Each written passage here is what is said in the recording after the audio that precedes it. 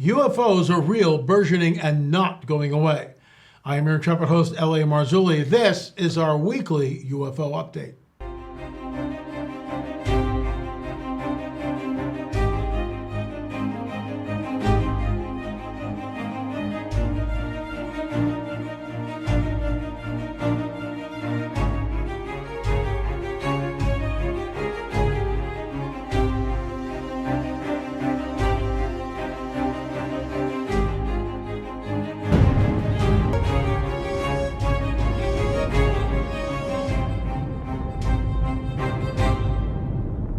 You know, I say weekly UFO update, but it's if a news story breaks or something shakes loose, I will be reporting it right here on our YouTube channel and, of course, across all other media platforms. So we'll get into this clip from NBC, but first a word from our trusted sponsor. Folks, geopolitical tensions are escalating. Boy, is that an understatement. Inflation is raging. Despite what they say, stocks are sinking. Debt is rising. And your own financial future isn't looking too clever. Yet gold endures every crisis. Wars, disasters, no calamity has beaten gold. While paper assets crash and burn, gold endures every time. You need to take a fresh look at gold, steadying your portfolio. And right now, get a 3-ounce silver American Virtue coin when you open an IRA with Noble Gold Investments today. Shield your savings with Noble Gold Investments. Folks, go to noblegoldinvestments.com, noblegoldinvestments.com, noblegoldinvestments.com. It is the only company that I trust. We have invested a portion of our portfolio with them, and I'm really glad that they did. Last week, I know it was hovering around 2,050. So it's definitely an upward trend, and who knows how far it's going to go. That's noblegoldinvestments.com. Hey folks, your intrepid host, L.A. Marzulli here. You know, I'm on the UnX network here. I'm excited about being here. The show airs 2 a.m. on Saturday nights. You're going to want to check it out. We talk about things like UFOs, cryptids, the Nephilim. We've got eight films on the Nephilim. That's why we're on the trail of a Nephilim.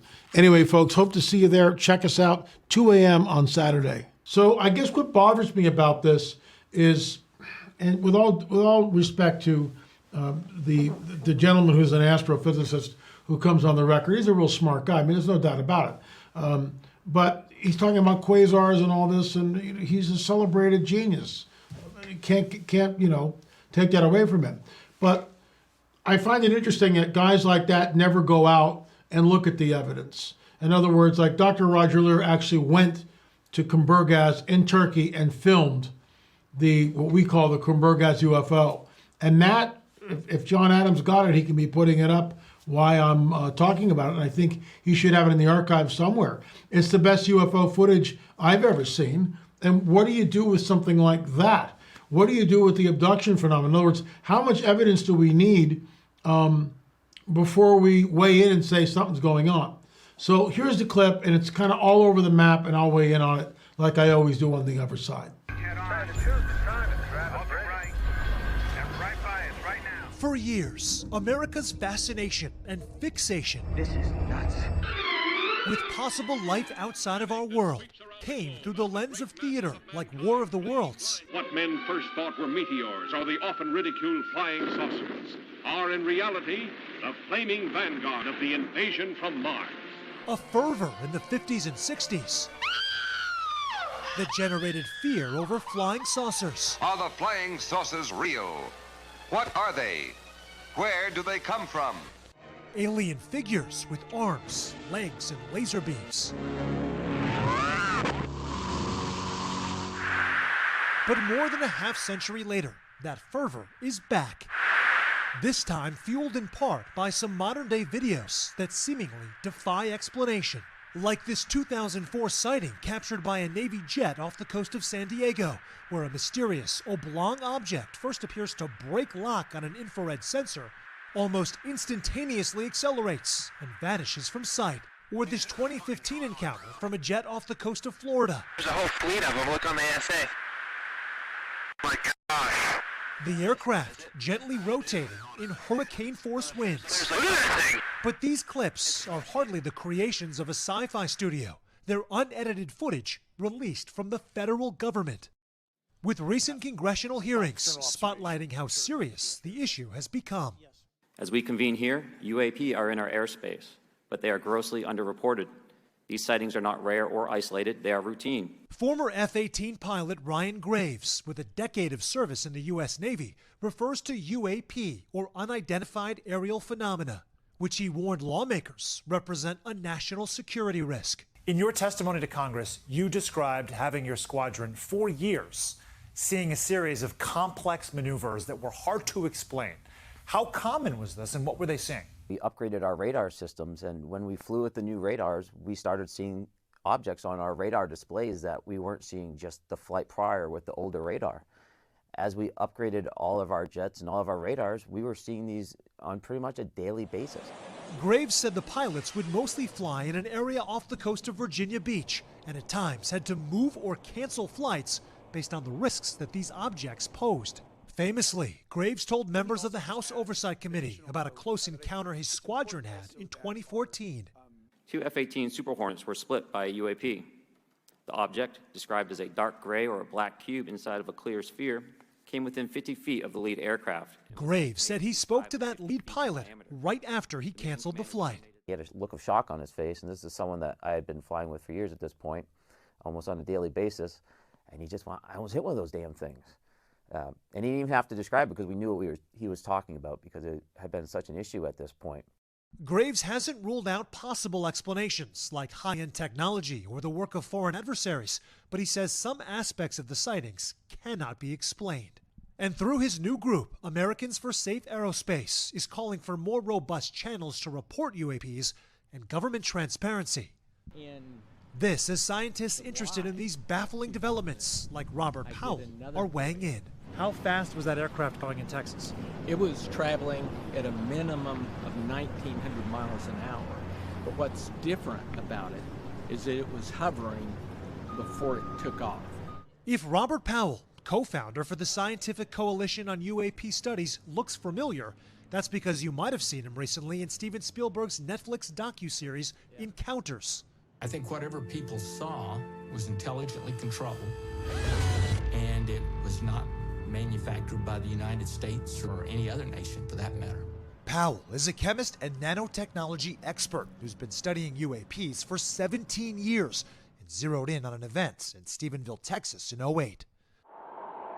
You don't have to believe in UFOs to believe residents in Stephenville, Texas saw something in the sky last week. Which NBC News covered at the time, where some 300 people reported seeing a foreign aircraft with bright lights and bizarre movements. I saw 2 red glows. They glowed, and then they kind of faded, glowed again. Immediately shadowed by what appeared to be fighter jets. So Powell interviewed some of the witnesses and obtained FAA radar from that night using a Freedom of Information request. What do we know about what the government initially said and then later said about the episode that night? Well, initially the government said there were no F-16s in the air. However, I knew there were because I got the radar data from the FAA and I could track the F-16s. While the military later acknowledged the presence of fighter jets, other details remain sparse.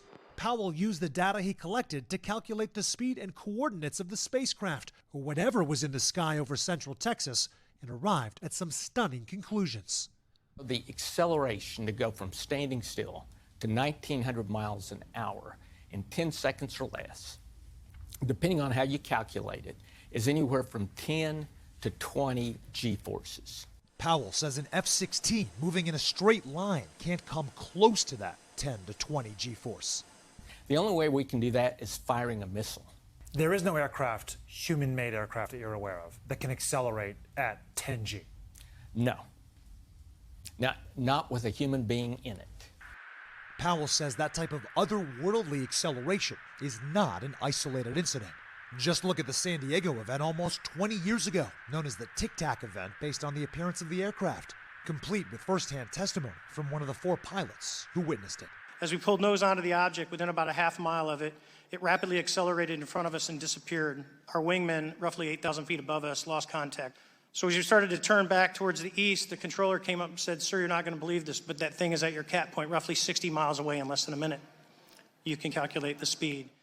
Powell says a conservative estimate of that acceleration based on the pilot testimony was 256 G-forces, or a maximum speed of 28,000 miles per hour. So this is the Tic Tac video. And so what you're looking at is an infrared video where white is hot on this video. As we review the footage, Powell says something is missing, the radar that goes with it. If there is technology that allows us to calculate speeds that are unlike anything humankind has seen before, why has it not been disclosed? That's my question, is the government has to have that data, right? They didn't keep the videos and throw away the radar data. So they have to have that data. Do you think they're withholding it because it might substantiate arguments that it's non-human technology? You're asking me to read their mind, right? And I don't know. I mean, it could be they're withholding it for that, or they're withholding it for national security reasons. As the search for evidence continues, however you define that word, renowned scientists like Dr. James Webb at Florida International University remain skeptical. What about the anecdotal evidence when you hear hundreds of people reporting the same thing?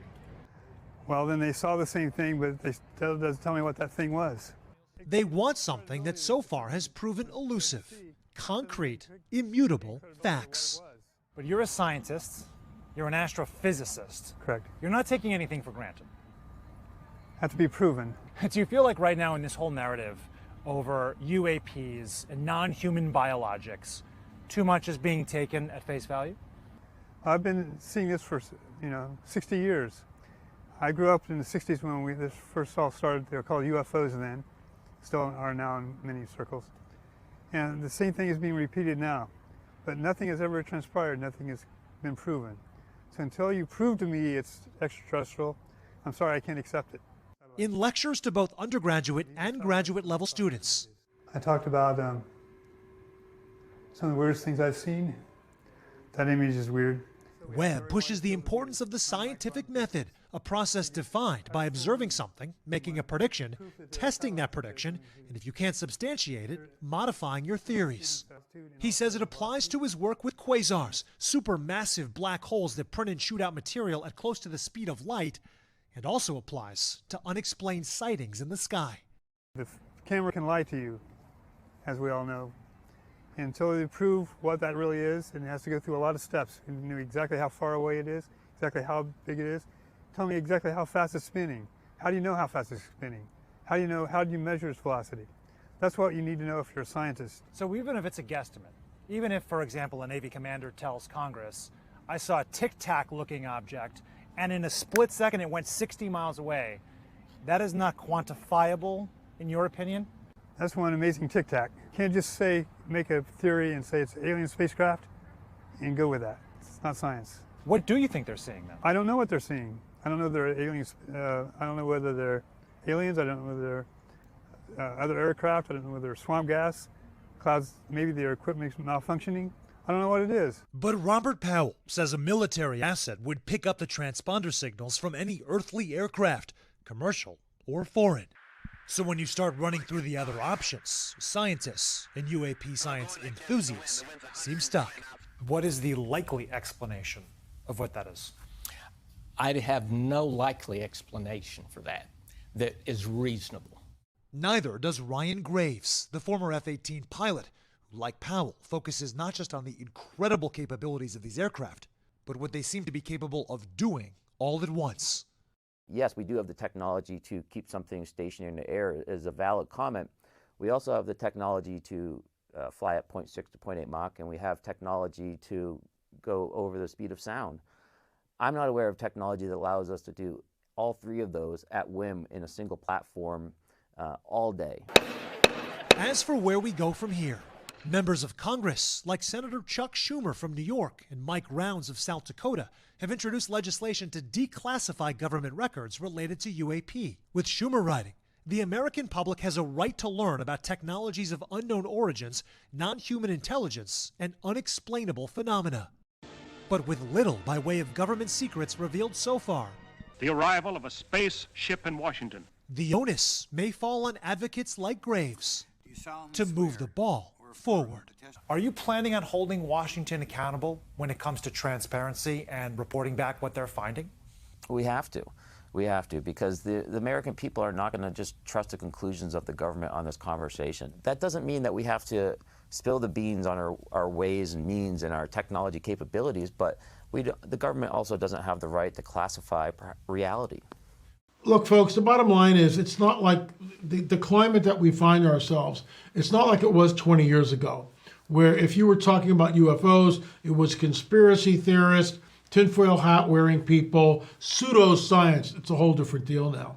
In other words, if our government has these craft and they are deliberately withholding the craft and the technology behind the craft from the American people, that is wrong on so many levels.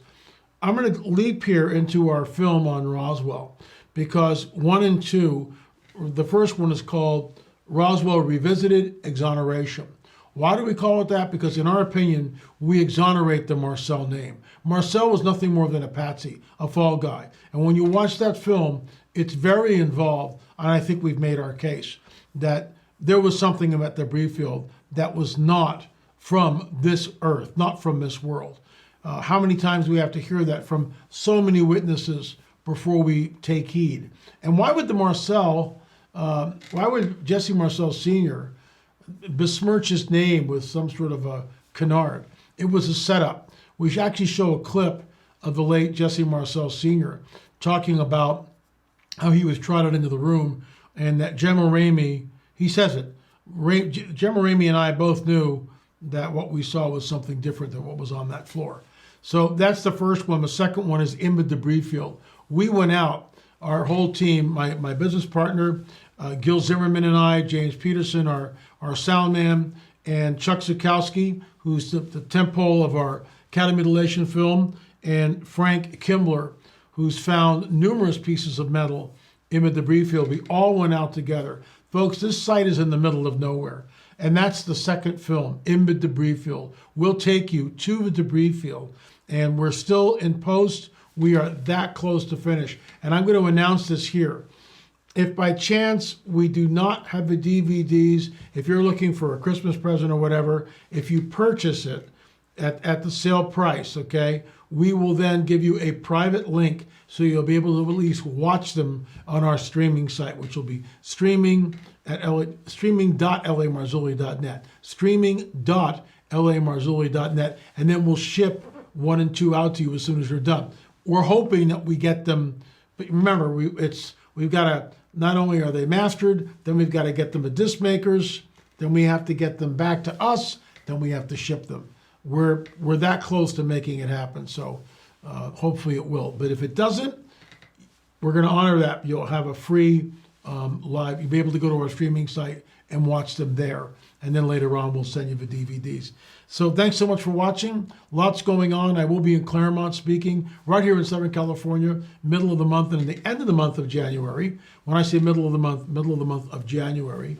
And then at the end of the month, we will be down in Texas at Pastor Dan Cressman's church. And I think both of those should be up on the screen. At least Dan Cressman's UFO conference will be there.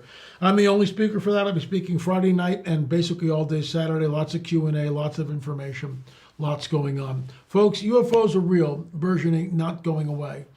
This is the stuff that's now been taken out of the back rooms. It's not the stuff of conspiracy theory. It's the real deal. And it's manifesting in ways that I've never seen. The reason why we showed you that clip is this, that when NBC starts doing reporting on this, something is up.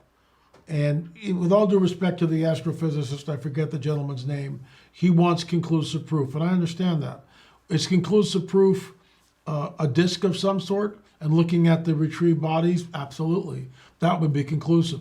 I believe that our government already has that. Already has it. So why can't they just reveal that to the American public? For whatever reason, the powers that be will not do that.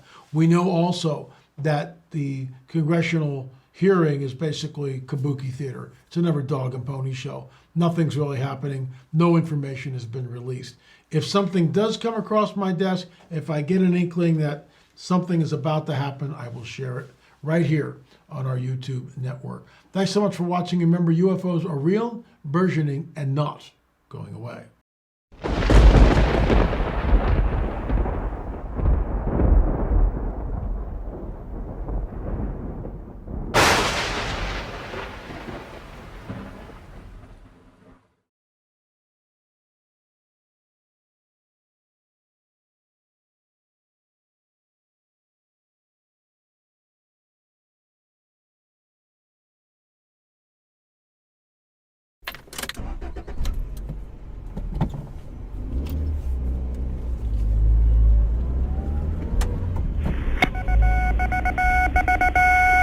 Headline edition, July 8, 1947. The Army Air Forces has announced that a flying disc has been found and is now in the possession of the Army. Army officers say the missile, found sometime last week, has been inspected at Roswell, New Mexico, and sent to Wright Field, Ohio, for further inspection. Late this afternoon, a bulletin from New Mexico suggested that the widely publicized mystery of the flying saucers may soon be solved. Army Air Force officers reported that one of the strange discs had been found and inspected sometime last week. Our correspondents in Los Angeles and Chicago have been in contact with Army officials endeavoring to obtain all possible late information. Joe Wilson reports to us now from Chicago. The Army may be getting to the bottom of all this talk about the so-called flying saucer. As a matter of fact, the 509th Atomic Bomb Group headquarters at Roswell, New Mexico, reports that it has received one of the discs which landed on a ranch outside Roswell. The disc landed at a ranch at Corona, New Mexico, and the rancher turned it over to the Air Force. Rancher W.W. Brizzell was the man who discovered the saucer. Colonel William Blanchard of the Roswell Air Base refuses to give details of what the flying disc looks like.